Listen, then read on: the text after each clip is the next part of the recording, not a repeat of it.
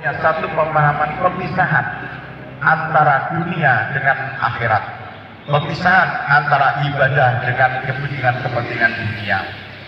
Seolah-olah kepentingan dunia tidak ada kaitan dengan kepentingan akhirat.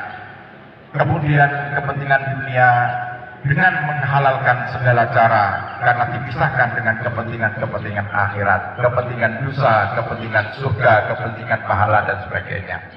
Para jamaah yang berbahagia, itulah yang terjadi saat ini.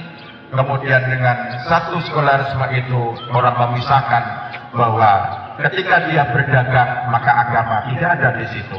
Ketika dia berpolitik maka agama tidak ada di situ. Ketika dia berkomunikasi atau bermasyarakat maka di situ tidak ada agama di situ. Seolah-olah urusan dunia murni urusan dunia. Para jamaah yang berbahagia, yang kedua adalah yaitu paham yang disebut dengan materialisme.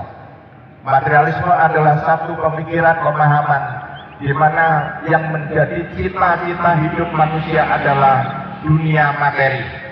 Semua pekerjaan manusia ujungnya adalah pada materi. Kegiatan politik berujung pada materi. Kegiatan perdagangan bisnis berujung kepada memperoleh materi. Kehidupan segala macam seni kehidupan berujung kepada materi, sehingga materi menjadi satu Tuhan, materi menjadi satu tujuan hidup. Dengan tujuan materi itu semua akan menghalalkan segala cara untuk mencapai sukses dalam bidang materi politik, sukses dalam bidang materi berdagang, sukses dalam bidang materi teknologi dan lain sebagainya. Ini yang kemudian disebut dengan yaitu materialisme. Tantangan yang ketiga adalah para jamaah, yaitu di mana ada satu paham yang disebut dengan paham kapitalisme. Paham kapitalisme adalah sebagai kelanjutan dari paham sekularisme, paham materialisme, paham kapitalisme. Punya pemahaman pendapat bahwa orang bekerja, orang berusaha hanya semata-mata adalah untuk materi. Bagaimana orang bekerja untuk berusaha seminimal mungkin, tapi mendapatkan keuntungan yang sebesar-besarnya. Itu adalah konsep daripada materialisme.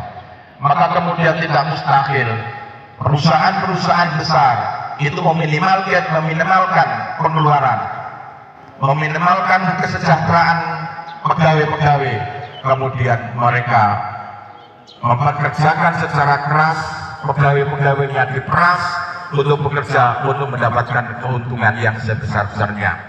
Ini paham daripada materialisme. Kita tidak mengenal lagi setia kawanan, tidak mengenal lagi solidaritas, tidak mengenal lagi namanya sosial. Para jamaah yang berbahagia, kemudian berkembang lagi satu ideologi yang namanya adalah individualisme. Individualisme adalah di mana seseorang bekerja hanya untuk mencari kepentingan sendiri, bukan kepentingan orang lain. Orang bekerja berbuat apa saja, ujungnya adalah untuk mencari keuntungan pribadi.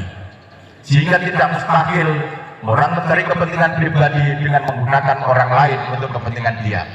Bahkan yang lebih kronis lagi, ketika dia bekerja untuk kepentingan pribadi, tapi menggunakan tameng agama. Para jamaah yang berbahagia, yang kelima adalah ideologi yang berasal dari Barat yang juga merupakan ideologi non-Muslim, itu adalah hedonisme. Hedonisme adalah satu paham di mana seseorang hidup, seseorang bekerja, seseorang mencari kekayaan, seseorang untuk apa saja berbuat di dunia, hanya cita-citanya hanya